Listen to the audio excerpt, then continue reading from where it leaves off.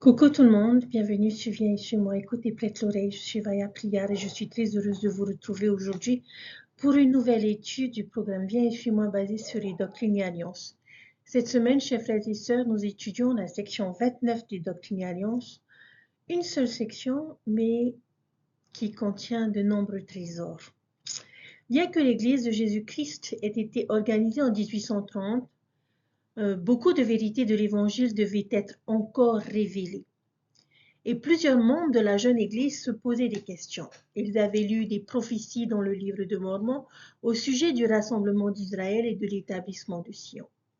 Comment cela allait-il se réaliser? Les révélations que Hiram Page prétendait recevoir avaient trait à ce sujet, ce qui ne faisait qu'augmenter la curiosité des membres. D'autres personnes s'interrogeaient au sujet de la chute d'Adam et de Ève et de la mort spirituelle. Le Seigneur a été réceptif à ces questions en 1830 et il est réceptif à nos questions aujourd'hui. Il a dit aux membres de l'Église, tout ce que vous me demanderez avec foi, étant unis dans la prière comme je vous l'ai commandé, vous le recevrez. En fait, comme le montre la révélation riche en doctrine dans Doctrine et Alliance, section 29, le Seigneur répond parfois à nos questions en nous révélant des vérités et de la connaissance qui vont bien au-delà de ce que nous demandons. En ce qui concerne le contexte historique de cette section, il est intéressant de noter que Joseph avait commencé sa traduction inspirée de la Bible à cette époque, et cette révélation a été reçue quelques jours après la traduction du chapitre 1 à 3 de la Genèse. Vous ne serez donc pas surpris de trouver dans cette section des références à la création, à Adam et Ève, la chute et au libre arbitre. Mais il y a quelque chose d'encore plus fascinant à mon avis dans le contexte historique de cette section. Lorsque nous étudions les doctrines et alliances, je vous invite à lire les titres de chaque section et vous y trouverez souvent des bribes de vérité ou des perles précieuses. Et cette semaine, quelque chose a particulièrement retenu mon attention dans ce petit titre de la section du chapitre de la section 29. Quelque chose dans le processus de réception de cette révélation me stupéfie. Il est dit que Joseph l'a reçu en présence de 6 anciens. Ce serait vraiment difficile. Je ne sais pas si j'imaginais Joseph assis dans une arrière-salle à relire les mots, à faire des corrections, à rédiger des brouillons et à peaufiner ce document pour qu'il soit clair et parfait. Mais apparemment, ce n'était pas ainsi que ça s'est passé. Il a pu simplement s'asseoir et écrire ce chef-d'œuvre que nous trouvons dans la section 29 devant 6 personnes. Joseph était peut-être le seul lors de la première vision, mais il était souvent en présence d'autres personnes lors de la réception des révélations des doctrines et alliances. Et cela renforce ma foi en la vocation prophétique de Joseph, parce que je sais combien il est difficile d'écrire. Je le fais depuis quelques années maintenant en préparant mes leçons chaque semaine. Il me faut des heures pour lire, pour regarder, pour étudier les mots, les idées, et de trouver la meilleure façon de pouvoir les exprimer. Je m'enferme, je travaille seule, je corrige, je recorrige, je rechange, je supprime, j'ajoute de nouvelles choses, je change des mots et je revois plusieurs versions de mon travail et je ne suis jamais satisfaite de la version finale. Et je ne peux imaginer écrire quelque chose d'aussi profond et puissant sur le plan spirituel que la section 29 devant un public sous le regard de 6 personnes. Et Joseph ne va même pas changer de version. Comme Paul Pratt a décrit cette expérience en voyant Joseph recevoir une révélation, il a dit, après que nous ayons prié ensemble dans cette salle de traduction, il a dicté en présence la révélation suivante. Chaque phrase était prononcée lentement, distinctement, avec une pause entre chaque phrase suffisamment longue pour être transcrite par un écrivain ordinaire à la main. C'est ainsi que toutes ces révélations écrites étaient dictées et rédigées. Il n'y avait jamais d'hésitation, de révision ou de relecture pour ne pas perdre le fil du sujet. Aucune de ces communications n'a subi de révision, d'interlignage ou de correction. Elles étaient telles qu'il les dictait pour autant que j'ai pu en témoigner et j'ai assisté à la dictée de plusieurs communications de plusieurs pages chacune. Fin de citation. N'est-ce pas étonnant? Il a simplement dicté lentement et délibérément la révélation telle qu'elle avait été donnée par Dieu. Et c'était pratiquement une version finale dès le départ. Aucune erreur ni révision majeure. Avez-vous une idée de la difficulté? Si vous doutez de la vocation prophétique de Joseph, je vous invite à trouver la personne la plus intelligente que vous connaissez et à la mettre au défi d'écrire un document similaire à la section 29 de la même manière. Je doute fort qu'elle y parvienne. Parce que si Joseph a pu le faire, ce n'est pas parce qu'il était un génie littéraire ou théologique, il n'avait ni éducation ni compétences rédactionnelles. Il a pu le faire parce qu'il était un prophète de Dieu, agissant sous la direction et la révélation divine. Et c'est la seule conclusion rationnelle et plausible à laquelle je puisse parvenir. Ceci étant dit, section 29. Il y a un mot qui est répété dans plusieurs versets de cette section. Et il s'agit du mot rassembler ou rassemblement. La section 29 traite de rassemblement et plusieurs rassemblements sont décrits dans cette section. Le verset 8 nous dit que les saints doivent être rassemblés en un seul lieu sur la surface du pays. Au premier temps de l'Église, c'était littéralement le cas. Avec si peu de membres, il était logique qu'ils soient rassemblés en un seul lieu physique. Ils se sont donc rassemblés à Kirtland, au Missouri, à Nauvoo, à Salt Lake City. Mais avec la croissance de l'Église, le sens du rassemblement a légèrement évolué. Nous ne nous rassemblons plus en tant qu'Église mondiale en un seul lieu précis. Nous nous rassemblons plutôt sur les pieux de Sion, partout dans le monde. Et Joseph Smith a prophétisé cela, même lorsqu'il a dit « Il y aura ici et là un pieu de Sion pour le rassemblement des saints. Là, vos enfants seront bénis et vous, au milieu d'amis, vous pourrez être bénis. » Le filet de l'Évangile rassemble des personnes de toutes sortes. Dieu a toujours appelé son peuple à se rassembler et le fera toujours. Et lorsque nous le ferons, il nous réserve de grandes bénédictions à nous et à nos enfants. La section 29 va nous aider à comprendre l'importance de ce rassemblement. Premièrement, dans la condition mortelle, deux rassemblements ont lieu. Deux groupes très différents de personnes se rassemblent. Vous avez d'abord le groupe de son peuple, ses élus et les justes, ces références qui me font penser à la parabole de la brebis et des boucs. On pourrait donc aussi ajouter ces brebis dans ce premier groupe. Et de l'autre côté, vous avez un autre groupe qui se rassemble, qui sont les méchants, la grande et abominable église, ou je dirais les boucs. Donc, dans un esprit de rassemblement et de tri, on va essayer d'analyser cette section et nous allons essayer de regrouper les mots ou les expressions de la section selon qu'il parle des brebis ou des boucs, des justes ou des méchants.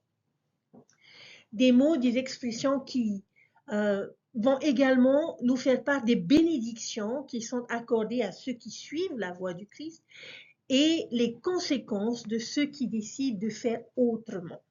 Alors, commençons par les brebis. Qu'est-ce qu'elles font? Eh bien, elles écoutent la voix de Jésus-Christ. Si vous regardez le verset 2, on nous dit, il le redit, ils écoutent sa voix.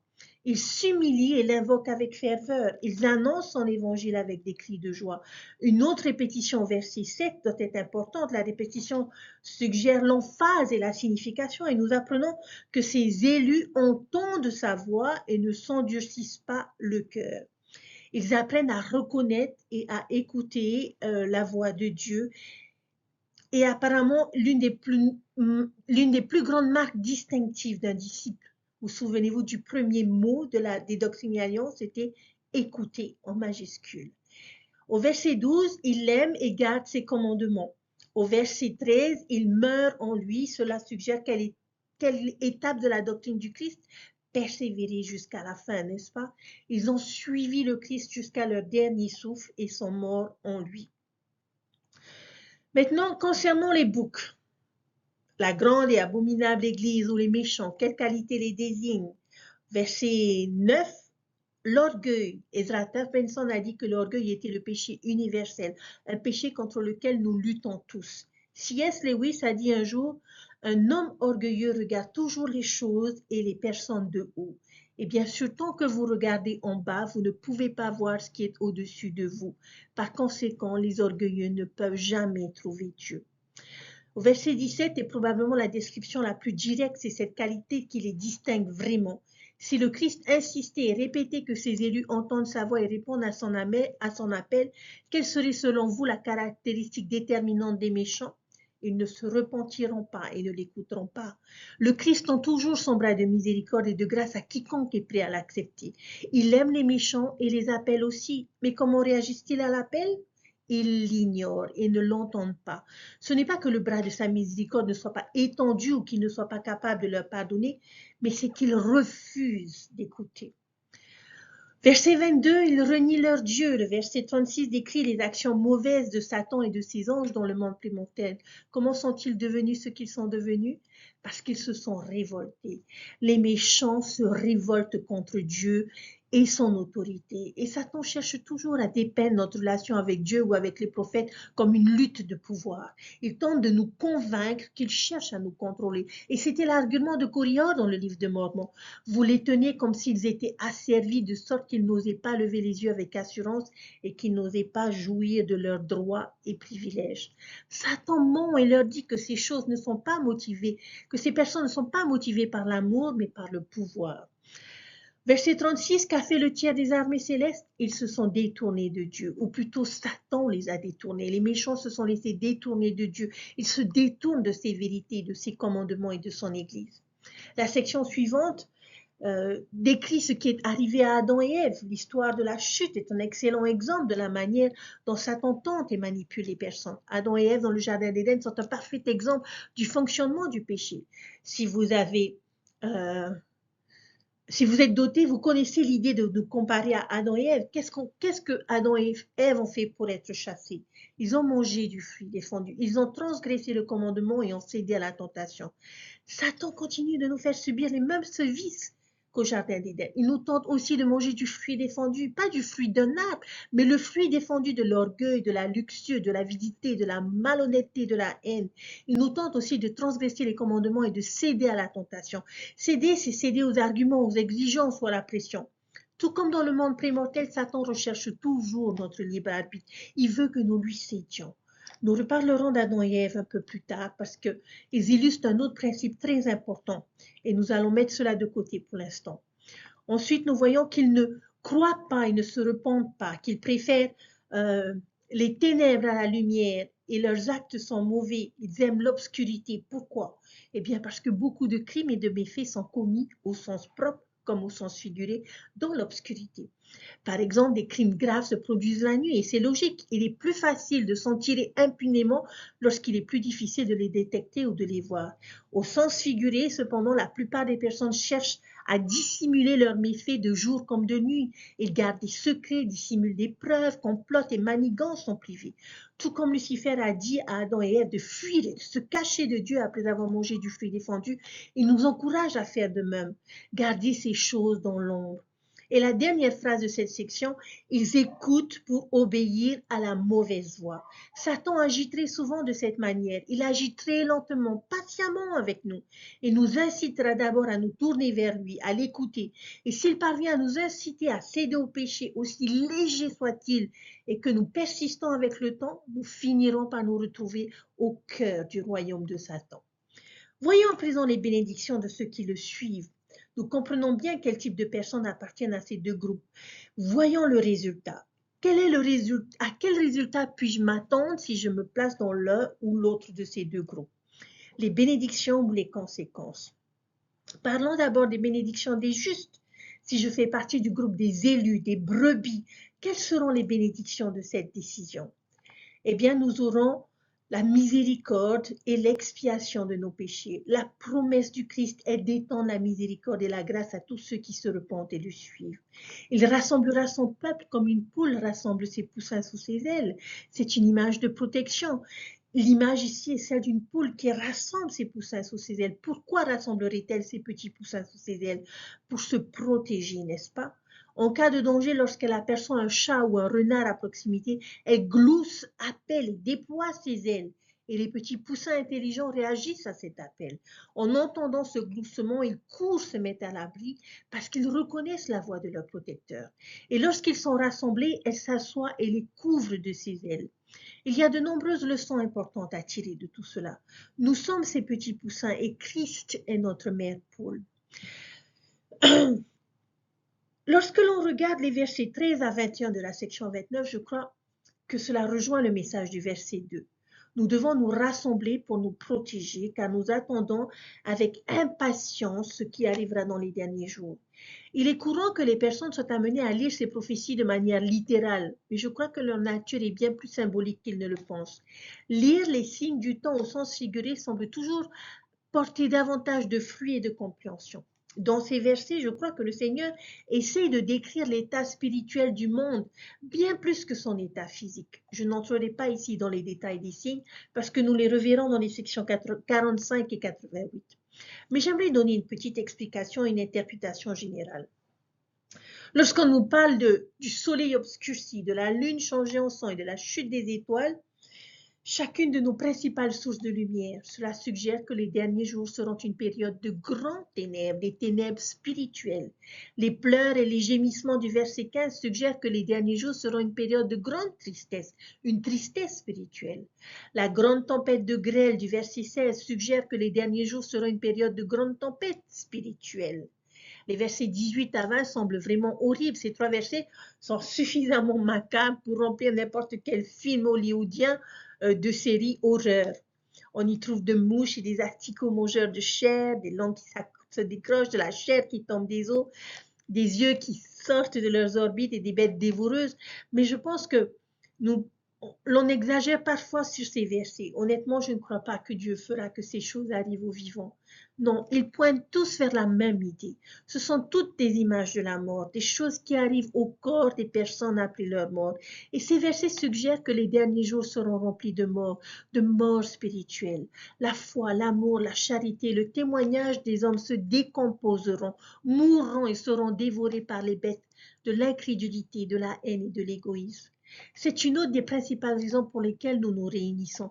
Nous nous réunissons parce que le monde sera ainsi et nous aurons besoin de cette force collective que ce rassemblement nous apporte dans des circonstances aussi terribles.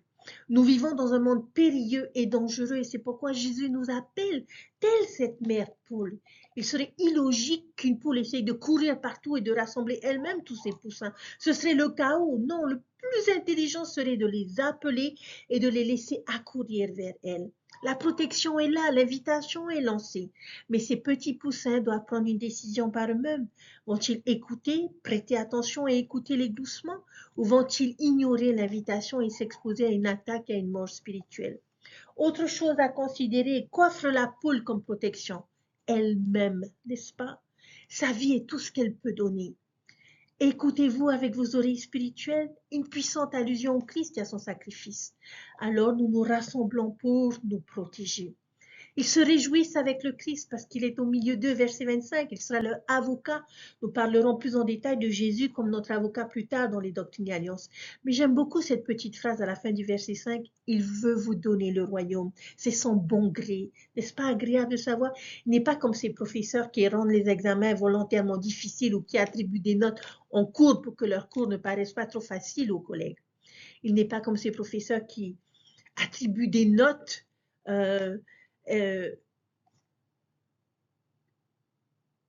pour ne pas que les choses soient trop faciles, ou comme ce propriétaire d'un club qui ne veut pas que certains types de personnes y aient accès. Non, il veut rendre son royaume accessible à tous. Il ne veut pas qu'il soit inaccessif ou exclusif. Et c'est réconfortant de savoir que c'est son bon gré de nous donner son royaume. Les brebis reçoivent des réponses à leurs prières. Il y a une autre référence à la puissance du rassemblement. Ils sont unis dans la prière. Et je crois qu'il y a de la puissance dans les prières combinées des fidèles. Pourquoi pensez-vous qu'il y a comment dit-on, des feuilles de prière dans le temple? Parce que lorsque nous sommes unis pour prier pour les personnes, la guérison et le soulagement peut être apporté. Ils sont réunis en un seul lieu pour être préparés. Il y a une différence légère mais significative. Se préparer suggère ce que nous faisons, nos efforts pour préparer notre cœur. Se rassembler nous permet de faire des choses qui prépareront notre cœur à recevoir Dieu et son évangile. Mais nous sommes aussi préparés et c'est ce que Dieu fait, c'est sa part. Il nous donne instruction, révélation et soutien des dirigeants et des autres membres. Il nous prépare à la désolation et à la tribulation des derniers jours. Au verset 11, les élus demeureront dans la justice avec Christ pendant 1000 ans. Il s'agit d'une référence au millénium, cette période de paix, de pureté sur la terre précédant le jugement dernier. Et au verset 13, ce verset regorge de promesses puissantes. Que recevront les élus? Ils recevront une couronne de justice.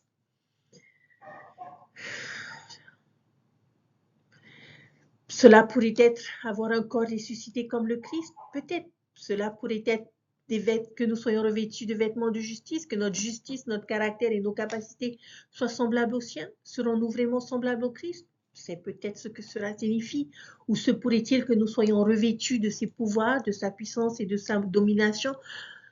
Peut-être, quoi que cela signifie, ce sera assurément glorieux. Et par-dessus tout, nous serons avec le Christ et deviendrons un avec lui. Un comme il est avec le Père, un dans le but, un dans le désir, un dans la justice, un dans la gloire. Et le point le plus important, verset 27, qui décrit un rassemblement différent de ce que nous avons parlé jusqu'ici. Il s'agit du deuxième rassemblement des élus, le rassemblement pour la vie éternelle. Vous vous souvenez peut-être de la leçon où nous avons défini certains termes du salut. Nous avons défini la vie éternelle non seulement comme une vie éternelle, mais comme une vie éternelle avec Dieu. Il rassemble son peuple ici-bas en préparation d'un autre rassemblement futur. Si nous nous laissons rassembler, si nous accourons à son gloussement, si nous répondons à sa voix, si nous écoutons son invitation, alors nous aurons la bénédiction de participer à ce glorieux rassemblement post-mortel, ce rassemblement où toutes les brebis seront à sa droite pour la vie éternelle, ce que la section 14 nous a enseigné, le plus grand don de tous les temps. Et cette vision de gloire future est si importante dans cette révélation qu'elle est répétée une fois de plus au verset 43. Ils seront ressuscités dans l'immortalité pour la vie éternelle. Des promesses si réconfortantes et si significatives pour son peuple ici-bas. Quel sera le sort des méchants, chers frères et sœurs? Je ne veux pas m'attarder trop longtemps sur les conséquences des méchants et c'est pour cela que je ne vais pas les afficher. Mais il est quand même important de les souligner. On nous parle de tribulation, de désolation, brûlés comme du chaume, ne résisteront pas. Rappelez-vous, quand nous avons étudié la semaine dernière à la section 27, nous nous revêtons de l'armure complète de Dieu après avoir fait tout pour pouvoir résister. Et plus tard, dans les doctrines d'alliance, le Seigneur nous dira de nous tenir dans des lieux saints. Les méchants, en revanche, ne résisteront pas parce qu'ils ne portent pas cette armure de Dieu et qu'ils méprisent les lieux saints. Vous avez également au verset 17 la vengeance, mon sang ne les purifiera pas. Ceux qui refusent de se recueillir passeront à côté du pouvoir purificateur de l'expiation, comme nous l'avons appris dans la section 19. Repentez-vous ou souffrez. Christ a souffert pour que nous n'ayons pas à subir toutes les exigences de la justice. Mais si nous ne nous repentons pas, nous devons souffrir comme lui. Et cette souffrance l'a fait trembler de douleur, le plus grand de tous, et saigner à chaque pore. Le verset 21 décrit la destruction de toute mondanité, la mort de la grande et abominable église ou de la prostituée de Babylone. Je sais que c'est une image inconfortable à décrire, mais elle est pertinente. Que fait une prostituée? Elle vend ce qui a le plus de valeur pour de l'argent, pour le gain. Et c'est ce que l'abominable église du monde encourage toujours les gens à faire. Vendre son intégrité, sa confiance, ses relations, son exaltation pour de l'argent. Ces industries, ces puissances, ces institutions maléfiques seront anéanties par un feu dévorant, car les abominations ne régneront plus. Christ aura honte de les reconnaître devant le Père. Ce point me pose un peu problème parce que je ne comprends pas très bien ce qu'il entend par il aura honte de les reconnaître devant le Père. Cela paraît un peu dur. Nous savons que Christ nous a tous rachetés par son expiation, qu'il nous a rachetés par son sang. Et peut-être aura-t-il honte de reconnaître ceux qui refusent de se repentir et de profiter de ce sacrifice, ceux pour qui il a souffert et que son sang ne purifiera pas. C'est une interprétation possible, mais je suis sûre qu'il y en a d'autres. Mais peut-être dit-il, j'aurais honte de les reconnaître devant le Père parce qu'ils ne m'ont pas laissé être leur avocat, qu'ils ne m'ont pas laissé être parmi eux et ne se sont pas rassemblés sous mes ailes et je ne peux pas les considérer comme mes brebis. C'est pourquoi je vais devoir leur dire quelque chose. Et ce qui nous amène au verset 28, où ce sont les paroles peut-être les plus douloureuses que Jésus-Christ puisse dire et probablement les plus douloureuses qu'il ait à nous dire. Éloignez-vous de moi. Quel contraste fortement avec la promesse en 3 mots du Sauveur. Soyez avec moi, et ce doit être difficile pour lui de dire le contraire. J'ai personnellement eu du mal à l'accepter au début. Nous imaginons toujours le Christ invitant les gens à venir. Viens et suis-moi. C'est le nom de tout ce programme d'études et d'écriture que nous suivons. Nous chantons des cantiques. Venez à Jésus. Viens et suis-moi. Venez enfants de l'esprit de vérité. Le Christ nous invite tout le monde à venir à lui. Même les méchants. Son bras de miséricorde est tendu vers eux à longueur de journée. Mais qu'en est-il de ce éloignez-vous de moi? Comment quelqu'un comme le Christ pourrait-il dire à quelqu'un de s'éloigner?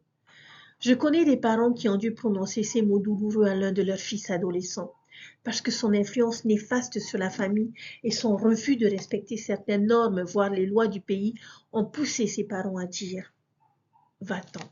Ils ont dit que c'était la chose la plus difficile qu'ils aient jamais eu à faire, mais c'était la bonne décision pour leurs autres enfants et leur propre bien-être.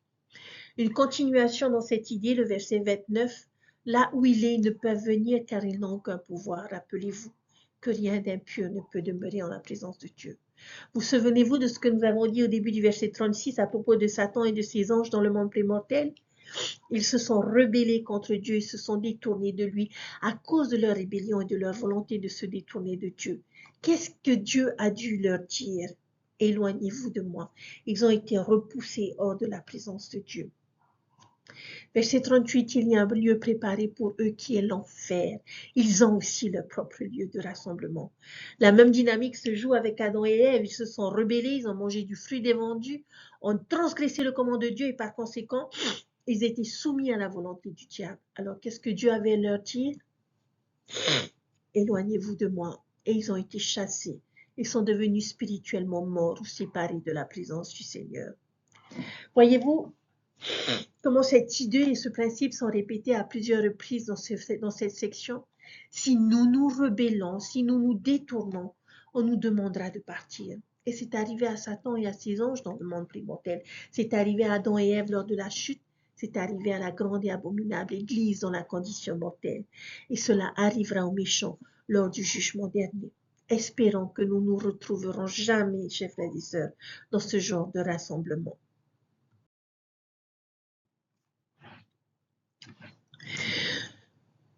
Nous pouvons voir ce que le Seigneur fait dans cette section 29. Nous pouvons voir la distinction entre deux rassemblements. Mais nous avons un choix à faire, n'est-ce pas? Faut-il s'étonner alors qu'il mentionne un principe de l'Évangile à 3 reprises, au verset 35, 36 et 39? Voici, je lui ai donné d'être son propre argent. Le tiers de l'armée céleste fut détourné de Dieu par Satan à cause de son libre arbitre. Et sans tentation ni opposition en toute chose, l'homme ne pourrait être son propre agent. Il insiste sur ce message pour une raison. Après avoir clairement exposé les deux camps, les actions qui les définissent et les conséquences de chaque choix, il nous invite à choisir. Choisissez votre camp. À quel extrême du spectre allez-vous vous rassembler?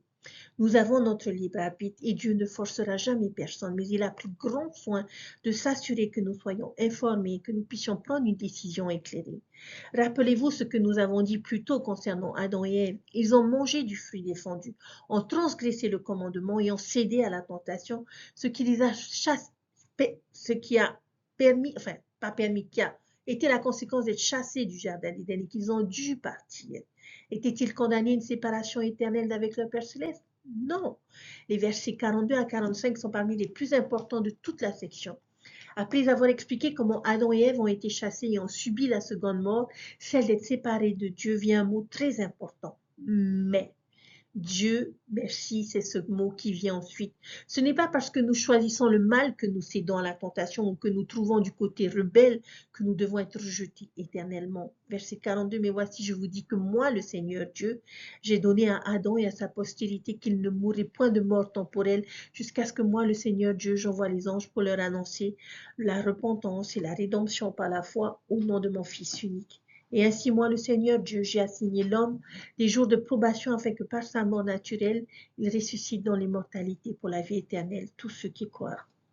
Et ceux qui ne croient pas à la damnation éternelle, car ils ne peuvent être achetés de leur chute spirituelle parce qu'ils ne se repentent pas, car ils aiment les ténèbres plus que la lumière et leurs œuvres sont mauvaises et ils reçoivent le salaire de qui ils veulent obéir. Nous pouvons pécher et manger du fruit défendu de temps à autre, mais Dieu nous a accordé un temps de probation, une période d'épreuve, autrement appelée mortalité. L'expulsion est temporaire. Il ne rejettera personne définitivement avant de lui avoir donné l'occasion d'agir. Il enverra des anges, des prophètes, des parents, des dirigeants pour annoncer le repentir et la rédemption par la foi en son nom. Il nous donnera l'opportunité d'être ressuscités dans l'immortalité pour la vie éternelle si nous croyons. Mais si nous ne croyons pas et ne nous repentons pas, nous ne pouvons être rachetés de cette chute spirituelle. Au lieu de recevoir le don de la vie éternelle en présence de Dieu et la chance d'être avec lui, nous recevons le salaire de ceux qui acceptent d'obéir et l'entendre dire « Éloignez-vous de moi ». L'exaltation est un don, mais nous devons mériter la. Dieu n'est pas prompt à condamner. Il nous donne du temps, il offre de nombreuses opportunités. Il essaye de nombreuses choses et appelle de diverses voies que nous verrons à la section 43. Mais il arrive un moment où offrir une autre chance n'a plus de sens parce qu'elle n'est pas saisie. Appeler d'une autre voix n'a plus de sens parce qu'elle n'est pas entendue.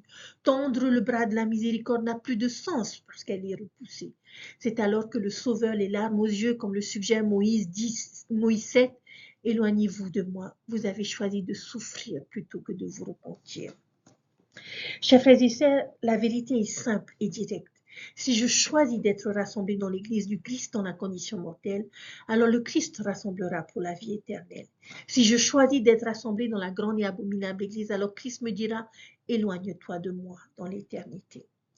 Lorsque nous examinons les catégories que nous avons vues, le choix est-il clair pour vous? Prenez un moment pour examiner ces deux points de vue, les relier dans cette section et pensez à cette question. Quel message, quelle promesse, quel avertissement et quelle bénédiction ressentez-vous le plus besoin d'entendre aujourd'hui et pourquoi? Je sais que la section 29, chers frères et sœurs, contient des prophéties effrayantes et des images décourageantes, mais cela est largement compensé par la voix positive et miséricordieuse et accueillante du Sauveur qui imprègne cette partie des Écritures. Nous déterminons pas notre libre arbitre si nous devenons l'un des rassemblés ou l'un des défunts. Les révélations sur la seconde venue ne visent pas à nous effrayer et à nous inciter à l'obéissance, mais à nous donner de l'espoir et à nous aider à faire le bon choix. Je vous invite donc à vous rassembler auprès du Christ. Rassemblez-vous comme son troupeau de brebis. Rassemblez-vous sous les ailes déployées de la mère poule. Rassemblez-vous avec les élus. Rassemblez-vous à l'église. Et là, je peux vous promettre que vous trouverez protection, préparation, force, but et paix. Et dans l'au-delà, vous participerez au rassemblement ultime à la droite du Christ comme ses brebis pour être vêtus comme lui et jouir de la vie éternelle avec lui et le Père pour l'éternité. Il y aura bien plus à apprendre sur la seconde venue lorsque nous aborderons les sections 43, 45, 88, 133. Cette section nous donne un aperçu de cette seconde venue. Joseph n'a pas encore compris l'œuvre du temps pour les morts, la nature du monde spirituel et les royaumes de gloire. Dieu y fait allusion au verset 30 lorsqu'il dit « Souvenez-vous que tous mes jugements ne sont pas donnés aux hommes. » Et dans le dernier verset, il dit « Je ne vous en déclare pas davantage en ce moment. » Autrement dit, Joseph, nous en reparlerons. Il y a beaucoup de choses que vous ne comprenez pas encore, mais cela suffit pour l'instant. Avant de conclure mon étude, j'aimerais faire une brève réflexion dans cette section, un petit ajout à notre thème principal de rassemblement. Vous souvenez-vous de la citation de Joseph Smith que j'ai donnée au début, où il promettait que nos enfants seraient bénis si nous nous réunissons? Les versets 46 à 50 nous donnent des enseignements importants sur les petits-enfants. Et je vous invite à lire ces enseignements. Les petits-enfants sont rachetés dès la fondation du monde par le Christ. L'expiation du Christ couvre automatiquement les erreurs et les transgressions des irresponsables. Pour pécher, il faut être responsable. Et les petits-enfants n'ont tout simplement pas ce niveau de compréhension. Ils ne peuvent pas pécher car Satan n'a pas le pouvoir de tenter les petits-enfants. Les petits-enfants ne peuvent pas dire c'est le diable qui m'a poussé à faire ça, car ils ne peuvent pas les y forcer. Ils n'ont pas de sens de responsabilité. Ils sont encore en train de le développer comme un enfant que l'on punit, que l'on envoie dans sa chambre pour le mettre au coin à cause de quelque chose qu'il a fait, et on l'entend se plaindre et dire que c'est pas de sa faute. Satan n'a pas le pouvoir de tenter nos enfants, mais ils ont le libre arbitre. Et plus tard dans Doctrine et Alliance, le Seigneur va révéler qu'à 8 ans, un enfant devient techniquement responsable. Mais je ne pense pas qu'il y ait de magie dans ce chiffre et qu'une transformation incroyable se produit le jour des 8 ans de nos enfants. Je pense simplement que le Seigneur a dû fixer une limite. Et 8 ans est un âge raisonnable pour reconnaître qu'ils ont acquis une certaine compréhension de la nature de leurs actes. Cependant, je trouve intriguant qu'il soit dit qu'ils commencent à devenir responsables devant moi. Ils ne sont pas encore pleinement responsables, mais commencent tout juste à l'être. Ils ne sont pas responsables de la même manière qu'une personne de 85 ans. Ils sont encore en développement, en apprentissage et en maturation, et je crois que la responsabilité grandit en même temps que leur esprit et leur corps grandissent. Un enfant de 12 ans est plus responsable qu'un enfant de 8 ans. Un jeune de 18 ans est plus responsable qu'un jeune de 12 ans. Une personne de 45 ans est plus responsable qu'un jeune de 18 ans. Mais l'expression qui m'a le plus touchée est le verset 48. Car il leur est donné comme je le veux selon mon bon plaisir, que de grandes choses soient exigées de leur Père.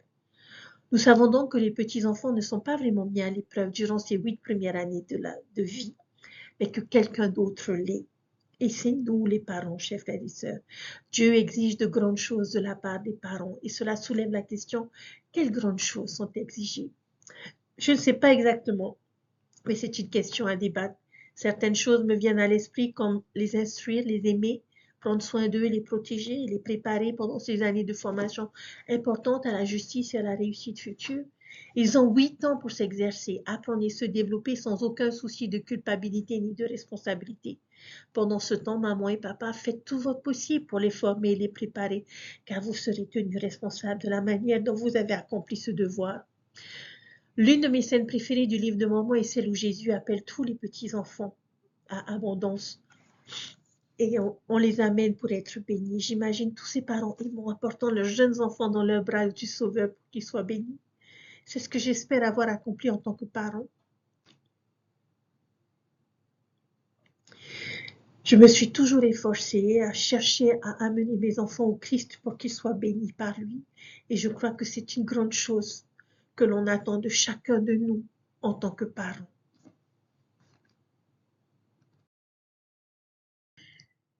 Chers frères et sœurs, nous avons parlé de beaucoup de choses aujourd'hui. Nous avons parlé de ce grand rassemblement des enfants de notre Père Céleste, de ce qu'il nous faut faire ou pas faire, de choses agréables et moins agréables. Mais pour conclure, je souhaiterais vous inviter à revenir sur les 5 premiers versets de la section 29. Le début de la section nous invite à écouter la voix de Jésus-Christ, le grand Jésus, dans le bras de la miséricorde à expier nos péchés. Le Rédempteur est celui qui nous sauve, guérit et répare. Il est celui qui nous aide lorsque nous péchons et non celui qui nous punit parce que nous avons péché. Quelle est l'intention et l'objectif de ce Rédempteur? Rassembler son peuple comme une poule rassemble ses poussins sous ses ailes, c'est-à-dire le plus de personnes possible qui veulent écouter sa voix. Qui va-t-il protéger? Qui va-t-il couvrir de ses ailes? Tous ceux qui écoutent sa voix et viennent à lui l'évoquent en prière. Les péchés sont pardonnés. Il a été choisi pour annoncer l'évangile. Si nous comprenons cette section correctement, nous comprenons la bonne nouvelle et nous aurons le désir d'annoncer cette bonne nouvelle avec une voix pleine d'allégresse, avec le son d'une trompette pour que chacun le sache. Élevons notre cœur et réjouissons-nous car il est au milieu de nous. Il est notre avocat auprès du Père. C'est son bon gré de nous donner son royaume. Dieu n'est pas l'ennemi dans cette section.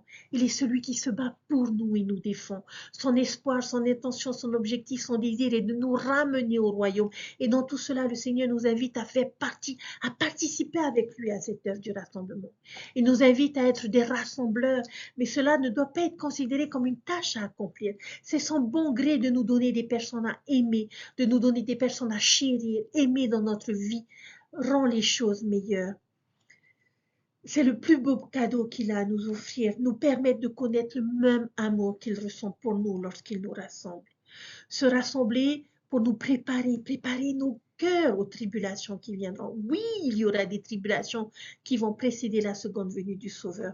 Les signes qui arrivent avant la seconde venue, beaucoup pensent que ces signes doivent arriver avant la seconde ou que doivent se produire pour que la seconde venue se fasse. Mais ce ne sont que des prophéties concernant les derniers jours. Et le Seigneur prépare nos cœurs à ces choses qui se produiront. Lorsque nous avons l'impression que dans nos vies tout semble s'obscurcir et tomber, c'est le genre de langage de ces signes. Le Seigneur veut nous aider à traverser ces moments difficiles dans notre vie. Le Seigneur veut que nous soyons préparés pour ces choses. Et la meilleure manière de nous préparer est de savoir où courir pour trouver refuge et protection. Vers qui? Vers celui qui est miséricorde, lumière, force et grâce. C'est de lui que devons nous approcher. Le verset 17 parle de méchanceté, de vengeance, parce que son sang ne les purifiera pas s'ils ne m'écoutent pas. Lorsque nous lisons cette section, nous le faisons en ayant la crainte dans notre cœur, mais nous pouvons aussi lire cette section avec la connaissance parfaite que toutes ces choses ont déjà été payées par le Christ, qu'il a été disposé à mourir pour sauver chaque personne qui veut écouter sa voix. Le salut est déjà possible, mais sommes-nous disposés à l'écouter? Dieu permet les conséquences de nos péchés. Si nous ne voulons pas nous tourner vers lui, nous devons savoir qu'il est le seul protecteur de la vengeance et de la colère. Le péché a créé ces choses, a créé ce chaos. Ce n'est pas le Seigneur qui est l'initiateur des conséquences du péché, mais il en est le protecteur. Et il est important de comprendre que notre véritable ennemi, c'est la méchanceté des abominations. Il existe des choses dans notre vie pour lesquelles nous prions Dieu de nous délivrer. Parfois, nous nous trompons sur la personnalité de Dieu et nous pouvons comprendre la véritable nature de Dieu, quelles que soient nos erreurs, comme ceux d'Alma ou de la jeune femme adultère à qui il leur a dit « va et ne pêche plus ». Nos erreurs n'ont aucune importance pour le Seigneur et nous demande juste de changer. Mais dans cette section, le Seigneur nous a avertis contre les dangers du diable et du péché, et une invitation à venir à lui et être rassemblés sous sa protection. Dans les versets qui nous paraissent difficiles, il est important de comprendre la véritable nature du Sauveur. Si nous avons le sentiment que le Seigneur cherche à se venger, nous avons raté la véritable signification de l'histoire de la croix et du jardin de Gethsémani.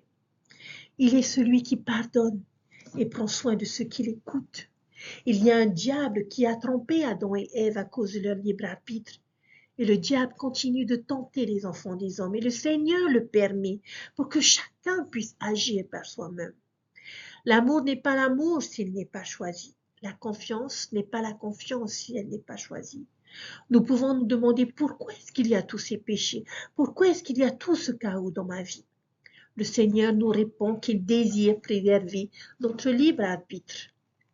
Et à cause de cela, il y aura des conséquences et le résultat de péché. Nous apprenons combien bonne et douce peut être la vie, mais le Seigneur permet que nous fassions aussi l'expérience de s'en opposer. Cependant, grâce à l'expiation du Christ, nos décisions qui peuvent nous condamner peuvent être des leçons pour nous. Grâce au repentir, où nous pouvons être transformés. Nous pouvons entamer ce processus du devenir, ce que Dieu veut que nous devenions, parce que le repentir est le chemin qui nous aide plus que ce que nous sommes.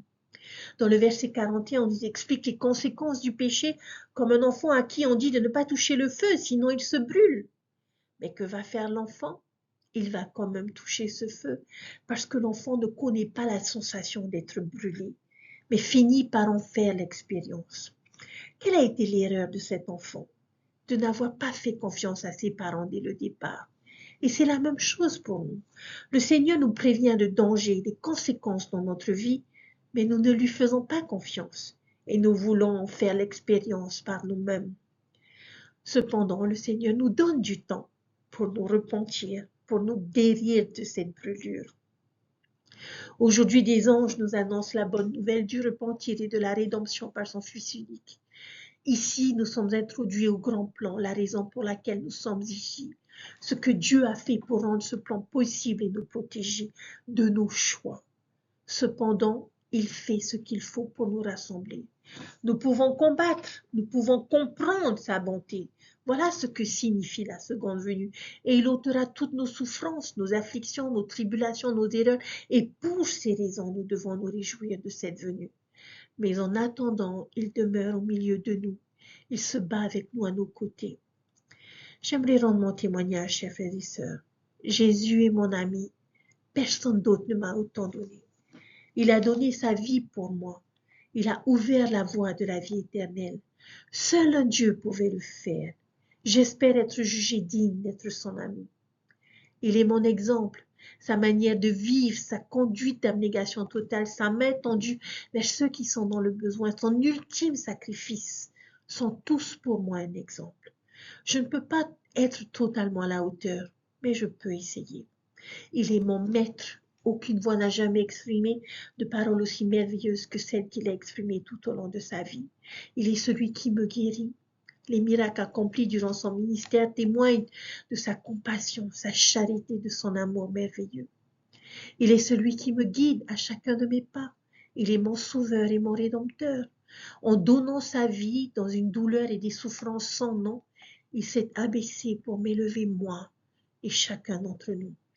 Le prophète Joseph, parlant de notre dispensation, a déclaré « Et maintenant, après les nombreux témoignages qui ont été rendus de lui, voici le témoignage, le dernier de tous que nous rendons de lui, qu'il vit, car nous le vîmes, et ce à la droite de Dieu, et nous entendîmes la voix rendre témoignage qu'il est le Fils unique du Père.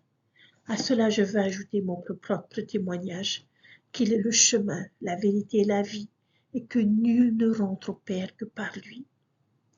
Chers frères et sœurs, nous sommes invités à un grand rassemblement ce week-end. Où le Seigneur a choisi des anges pour nous enseigner.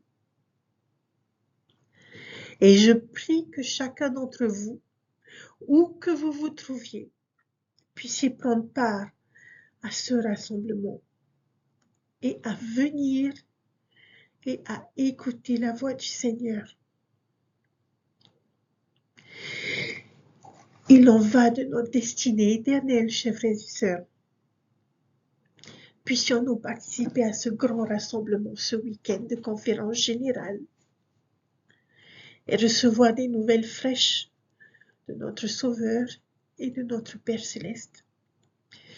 Parce qu'il nous aime, parce qu'ils vivent et parce qu'ils veulent que nous puissions un jour rentrer à la maison malgré les tribulations, parce qu'ils veulent nous préparer pour cette prochaine venue et pour le chaos qui régnera dans nos vies, de manière à ce que nous puissions avancer sereinement et un jour entrer en la présence de Dieu et de notre Sauveur.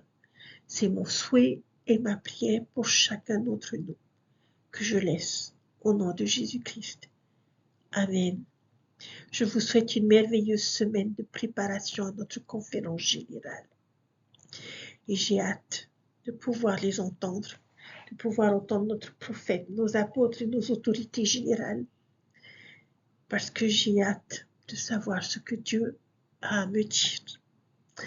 Bonne semaine, bonne conférence à tous, et je vous dis à très bientôt. Bye.